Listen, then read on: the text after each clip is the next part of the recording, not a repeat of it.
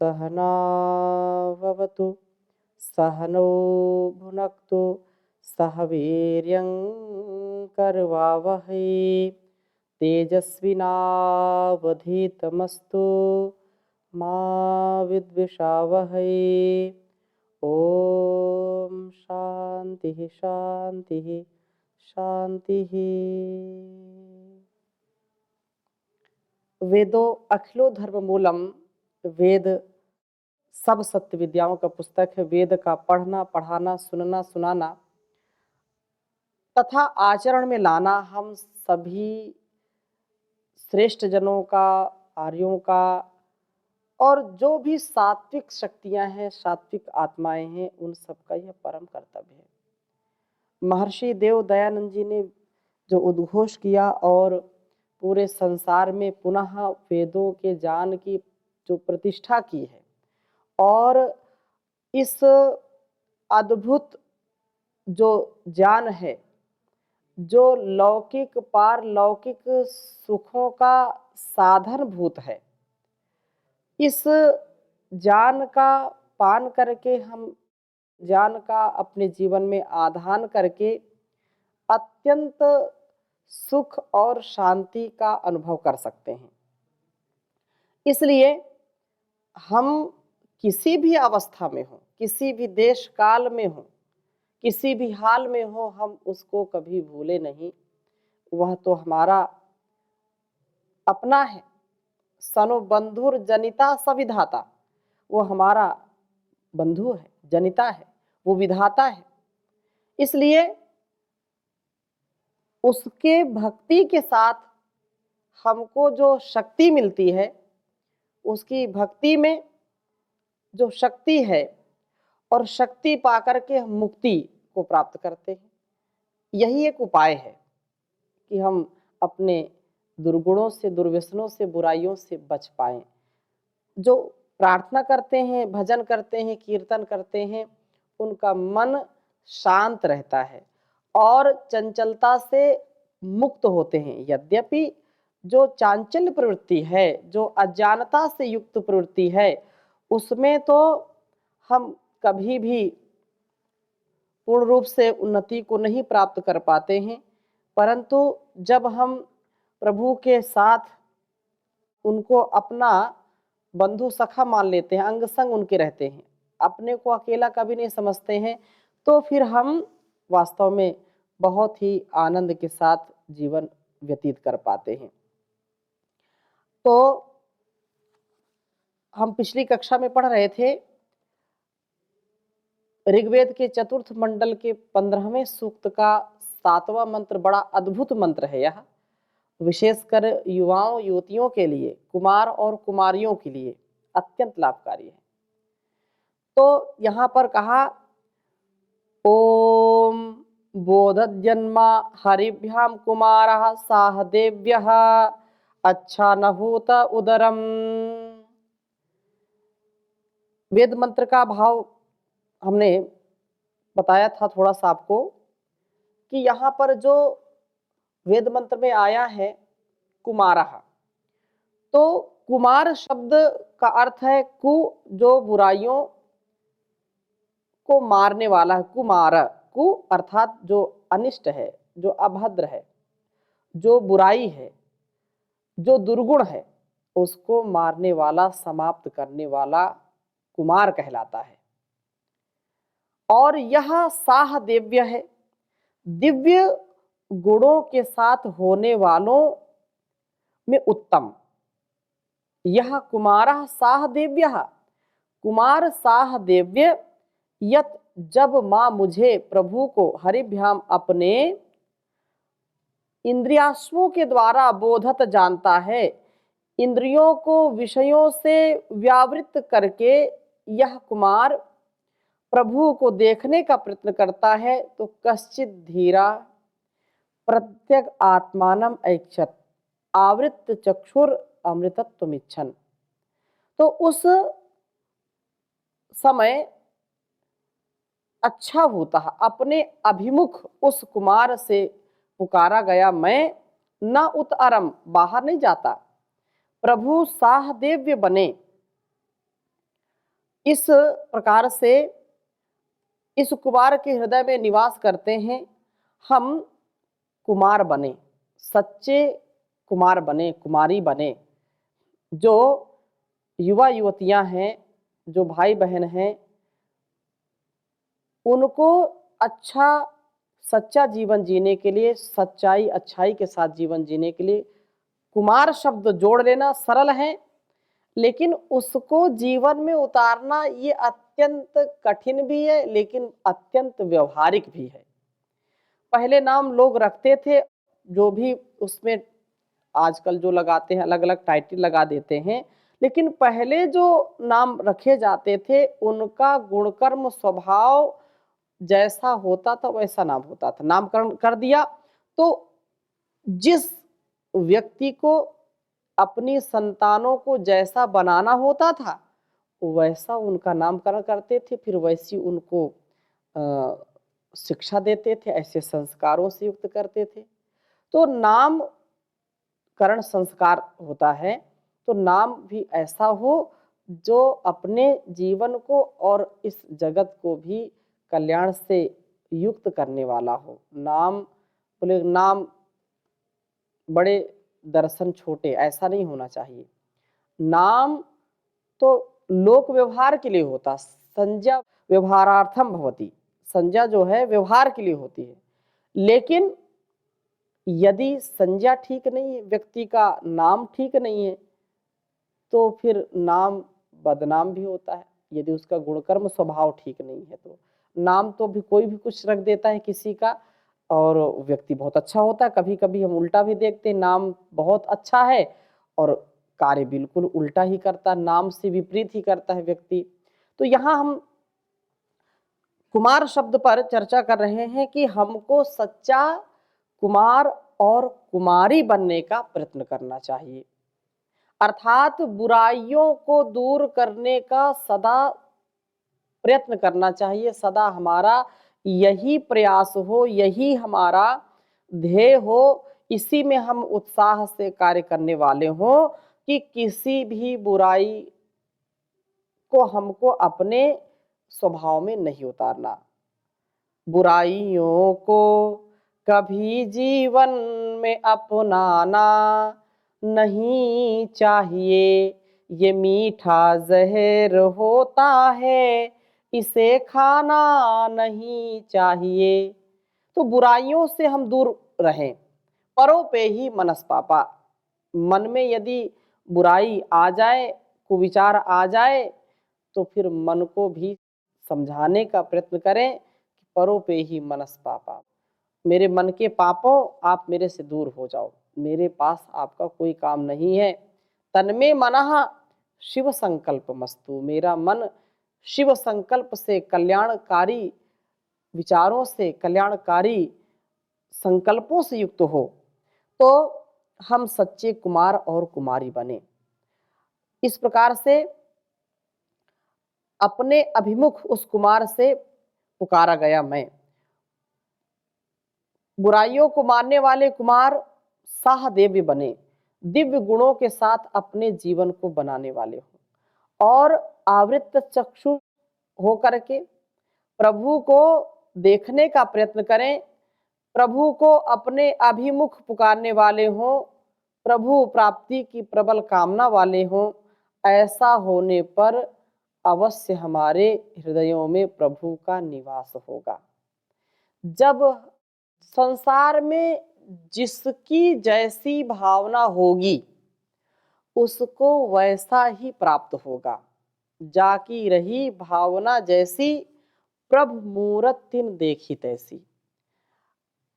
यन मनसा मनुते तद वाचा वदति, यद वाचा वदति तद कर्मणा करोति, यद कर्मणा करोति तद अभिसंपद्यते। अर्थात कहने का आशय यह है कि हम जैसा मन से विचार करते हैं वैसा ही बोलते हैं, और जैसा बोलते हैं वैसा करते हैं, जैसा करते हैं वैसे हमारे संस्कार हो जाते हैं, हम वैसे ही बन जाते हैं, स्वभाव वैसा हो जाता है। तो यह हम सदा स्मरण रखें कि हमारा व्यवहार कभी भी दूषित ना हो, और हमारे मन में, वाणी में, व्यवहार में अंतर ना हो कि मन में कुछ, वाणी में कुछ और व्यवहार में कुछ। कथनी और करनी में अंतर नहीं होना चाहिए। इसलिए प्रभु का सुमिरन करें और प्रभु से प्रार्थना करें, याचना करें कि हम सच्चे कुमार और कुमारी बने, अर्थात बुराइयों से हम दूर हों, बुराइयों को नष्ट करने वाले हों, दिव्य गुणों को उत्पन्न करने वाले बन करके प्रभु के दर्शन के अधिकारी बने। प्रभु दर्शन का हमको अधिकार मिले, इस प्रकार से जो जीवन जीते हैं वे कभी भी घबराते नहीं, कभी भी जीवन में अपने धोखा नहीं खाते हैं और दूसरों को भी वे तारते हैं, स्वयं तरते हैं और तारते हैं। इसलिए प्रभु से हम प्रार्थना करें कि हम कभी भी पापों से युक्त जीवन न जिएं। जिंदगी में भूल करना पाप कर, हर घड़ी परमात्मा का जाप कर। जिंदगी में भूल करना पाप कर, हर घड़ी परमात्मा का जाप कर। भक्ति शक्ति मुक्ति मिलती मोल ना, जितना भी करना है अपने आप कर। संसार में कोई ऐसी दुकान नहीं है कि पैसे दीजिए और 2-4 किलो भक्ति ले आइए। कोई ऐसा व्यापारी नहीं है कि 2-4 किलो आपको शक्ति दे दे, 2-4 करोड़ रुपए दे दीजिए, उसको शक्ति 2-3 किलो लेकर के शक्तिमान बन जाइए, ऐसा नहीं है। कहीं भी नहीं मिलती मुक्ति, कहीं मोल नहीं मिलती है। उसके लिए भक्ति युक्ति के साथ करें तो ये सब परमात्मा की ही कृपा दृष्टि से मिलती है। इसलिए भक्ति शक्ति मुक्ति मिलती मोल ना, जितना भी करना है अपने आप कर, हर घड़ी परमात्मा का जाप कर, हर घड़ी परमात्मा का जाप कर। भूल से हो जाए कोई पाप तो, भूल से हो जाए कोई पाप तो, बैठ कर कुछ काल पश्चाताप कर। जिंदगी में भूल करना पाप कर, आएगा परमात्मा तुझको नजर, आएगा परमात्मा तुझको नजर। आईना दिल का तू पहले साफ कर, आईना दिल का तू पहले साफ कर। जिंदगी में भूल करना पाप कर, राह में कांटे बहुत मंजिल कठिन, राह में कांटे बहुत मंजिल कठिन। हर कदम चलना संभल कर नाप कर, हर कदम चलना संभल कर नाप कर। हर घड़ी परमात्मा का जाप कर, जिंदगी में भूल करना पाप कर, जिंदगी में भूल करना पाप कर। तो हम जिंदगी में कभी भी भूल से भी पाप ना करें और अच्छाई हमारी इसी में है कि हम वेदानुकूल आचरण करें, शास्त्र अनुकूल आचरण करें। जैसा वेदों का उद्घोष है वैसा ही जीने का प्रयास करें। 7वें मंत्र के बाद 8वें मंत्र में भी बड़ी सुंदर चर्चा की है और कहा है ओम उतत्या यजता हरि कुमारात् साह देव्यात् प्रेता सद्य आददे। ओम उतत्या यजता हरि कुमारात् साह देव्यात् प्रेता सद्य आददे। इस वेद मंत्र में भी यही बात कही है कि प्रभु एक प्रकार से हमको उपदेश देते हैं। प्रभु कहते हैं कि मैं इस कुमारात अर्थात बुराइयों को समाप्त करने वाले साहदेव्यात दिव्य गुणों से युक्त उपासक के लिए या उसके हेतु से त्वा उन यजता यज्ञों के करने वाले प्रयता अर्थात पवित्र हरि अर्थात जो इंद्रिय आश्व हैं उनको उत निश्चय से सद्य शीघ्र ही आददे प्राप्त करता हूँ। प्रभु इन कुमार जो साहदेव्य को उन इंद्रिय अश्वों को प्राप्त कराते हैं जो कि यज्ञादि उत्तम कर्मों में प्रवृत्त रहते हैं तथा यज्ञाग्नि में तप करके सदा पवित्र बने रहते हैं। कर्मेंद्रियां यज्ञों में लगी रहती हैं तो ज्ञानेंद्रियां ज्ञान प्राप्ति का साधन बन करके पवित्र बनी रहती हैं। तो यहाँ पर ध्यान देने की बात यह है कि जब व्यक्ति वास्तव में प्रभु की कृपा से सच्चा कुमार और कुमारी बन जाता है अर्थात बुराइयों को विनष्ट करने वाला बन जाता है, प्रभु की भक्ति करके उसके द्वारा दिए गए ज्ञान से विज्ञान से जब उसको आत्मज्ञान प्राप्त हो जाता है, एक विवेक वैराग्य की स्थिति प्राप्त हो जाती है, तो वह इंद्रिय अश्वों पर नियंत्रण प्राप्त कर लेता है।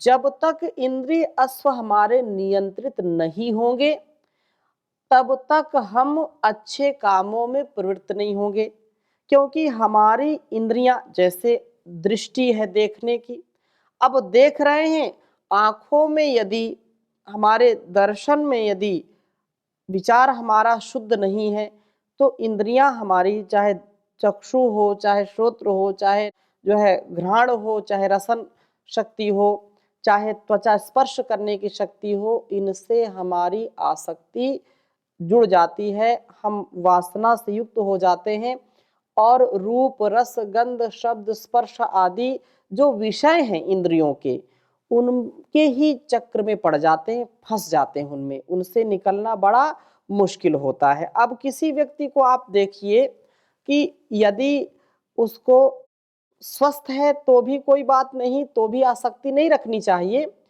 अब व्यक्ति अस्वस्थ हो गया, किसी को डायबिटीज शुगर हो जाए, भगवान ना करे किसी को हो, उसको हो जाए, डॉक्टर बार बार चिकित्सक उसको मना करते हैं कि आपको मीठा नहीं खाना, घर में भी लोग बहुत सावधान रखते हैं कि आप जो है नहीं खाएंगे, सबको पता है कि इनको शुगर है और कहीं अब जब से मना कर दिया तब से और खाने का मन होता है, तब से खाने की इच्छा होती, कोई भी मीठा सामने आता है तो लगता है खा ले। ये क्या है?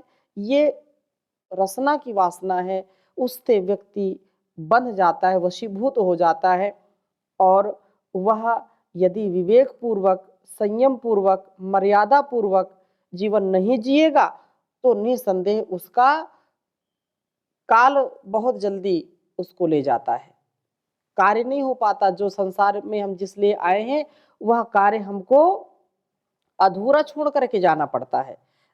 तो इसलिए विषयों में चाहे आंखों की बात हो, अब जब रूप हम देख रहे हैं, कोई सुंदर रूप देख करके आसक्त हो जाता है उसी में, कोई उसमें राम का दर्शन करता है, कोई काम का दर्शन करता है। तो ये क्यों? कारण क्या है? इंद्रियों पर नियंत्रण ना होना, मनोवृत्तियों पर नियंत्रण ना होना, जिसके फलस्वरूप हम अनेक प्रकार से अपने आप को भी धोखा देते हैं और दूसरों को भी धोखा देते हैं।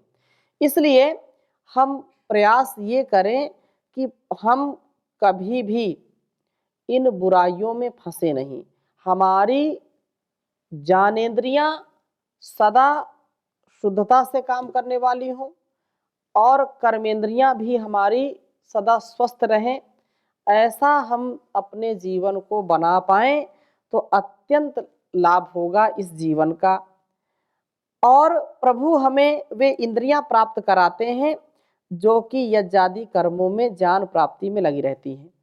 यदि गलत रास्ते पर हम चले गए तो फिर तो कोई बचाने वाला नहीं है।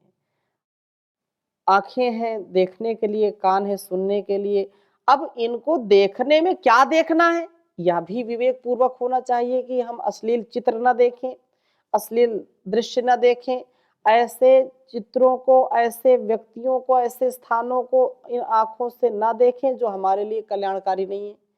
फिर कोई कहे कि नहीं ये तो सामने आ ही जाए व्यक्ति तो क्या करें? तो फिर अपने आप में इतना विवेक वैराग्य रखें कि सामने भी यदि कोई चीज़ आ जाए, क्योंकि आँख बंद नहीं कर सकते, आँख को कोई जो है फोड़ नहीं सकता है, देखने के लिए सारा संसार है। तो भी इसमें ऐसा स्वभाव बना लें कि हम देखते हुए भी ना देखें, सुनते हुए भी ना सुनें, चखते हुए भी ना चखें, स्पर्श करते हुए भी स्पर्श ना करें, गंध जो सूंघते हुए भी ना सूंघें। इसका तात्पर्य ये है कि तटस्थ होकर के सात्विक भाव से और कर्तव्य भाव से इनको ग्रहण करें, इनको स्वीकार करें, तो कभी ये हानिकारक नहीं होंगे। लेकिन अगर एक क्षण की भी आसक्ति आ गई इनको प्राप्त करने की, इनमें रमण करने की, तो फिर हमारा जीवन अत्यंत दयनीय हो जाता है।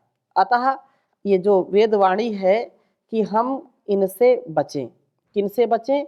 जिससे हमारा पतन होता है। इंद्रियों का हम पोषण करें, लेकिन इंद्रियों के दास ना बने, इंद्रियों को वश में रखने वाले हों, ना कि इंद्रियों के वश में आने वाले हों। इसलिए बार बार हमको यह भजन, यह जो है वचन हमको स्मरण रखना चाहिए। मेरी इंद्रियां हो सदा मेरे वश में, मेरी इंद्रियां हो सदा मेरे वश में, मेरे मन पे मेरा ही अधिकार कर दो, प्रभु मेरे जीवन का उद्धार कर दो। मैं गाऊं सदा वेदों की ऋचाएं, मैं गाऊं सदा वेदों की ऋचाएं, तन मन में वेदों का संचार कर दो, प्रभु मेरे जीवन का उद्धार कर दो। न समझूं मैं जग में किसी को बेगाना, न समझूं मैं जग में किसी को बेगाना, मुझ में विश्व भर के लिए प्यार भर दो, प्रभु मेरे जीवन का उद्धार कर दो। पथिक राह में हो कोई दीन दुखिया, पथिक राह में हो कोई दीन दुखिया, मदद के लिए मुझको तैयार कर दो, प्रभु मेरे जीवन का उद्धार कर दो। भंवर में है नैया इसे पार कर दो। तो प्रभु हमारी नैया के सच्चे खिवैया बन जाते हैं। अपार संसार समुद्र में, इस सागर में केवल एक ही सहारा है, और वो है परम पिता परमेश्वर का सहारा, गुरुओं का, सच्चे गुरुओं का सहारा। इसलिए हम इनसे बचें। जो बुराइयां हैं, जो इंद्रियों की लोलुपता है, इनसे बचें और अपने प्राण साधना से इस कुवासना को दूर करें। इसलिए 9वें मंत्र में भी बड़ी सुंदर बात कही है। ओम एषा वाम देववाश्विना कुमारः सह देव्या दीर्घायुरस्तु सोमकः। ये कहा कि हे देवौ प्रकाशमय अश्विनौ प्राण अपान, ऐसा यह उपासक वाम आपकी साधना करने वाला है। ऐसा बने यह कि आपकी साधना से, क्योंकि वासना से बचने का एक है उपाय साधना, और जो साधक सच्चा बनना चाहता है उसके लिए प्राण साधना परम आवश्यक है। प्राणों का आयाम, प्राणों का लेना छोड़ना, जो श्वास प्रश्वास है, इस प्राणायाम की प्रक्रिया से योग ध्यान की प्रक्रिया से अपनी इंद्रियों को, अपने मन को हम नियंत्रित कर सकते हैं, हम बुद्धि की शुद्धि कर सकते हैं और आत्म स्वरूप को प्राप्त कर सकते हैं। इसलिए ये कहा कि प्राणायाम का अभ्यास निरंतर करने वाला हो, प्रतिदिन प्राणायाम का अभ्यास करता हुआ यह प्राण आपान की शक्ति को बढ़ाने वाला हो ऐसा साधक, और इस शक्ति को बढ़ाने से यह कुमारः अर्थात सब बुराइयों को विनष्ट करने वाला हो। साह दिव्य, दिव्य गुणों से युक्त जीवन वालों में उत्तम हो, दीर्घ आयु दीर्घ जीवन को प्राप्त करे और सोम का अत्यंत सौम्य व विनीत स्वभाव वाला हो, अथवा अपने अंदर सोम का रक्षण करने वाला बने।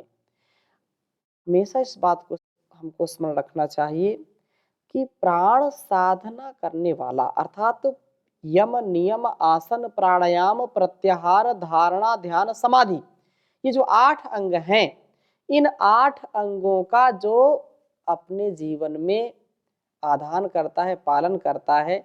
अब कोई बोलने लगते हैं क्या 8 अंग का पालन करेंगे तभी ऐसा होगा क्या, ऐसा कोई पूछते हैं। तो ऐसा बिल्कुल नहीं है, क्योंकि यम का ही पालन कर लें, नियम का पालन कर लें, तो अपने आप धीरे धीरे सारी चीजें व्यवस्थित होने लगती हैं। एक को हम अपने जीवन में उतार लें तो अपने आप सारे गुण हमारे अंदर आ जाते हैं, और एक दुर्गुण यदि आ जाए तो दूसरों को लाने की जरूरत नहीं, वो सबको आमंत्रित कर लेगा। इसलिए अच्छे सच्चे बने और अपने जीवन में प्राण साधना से हम कुमार बने, सहदेव्य बने, दीर्घायु और सोमक बने, सौम्यता को, विनम्रता को, विनयशीलता को धारण करने वाले बने और अपने जीवन को दिव्यता से परिपूर्ण करें। इन्हीं भावों के साथ, शुभकामनाओं के साथ आज की कक्षा को यहीं पर विराम देते हैं। शेष चर्चा अगली कक्षा में करेंगे। ओम शांति शांति शांति।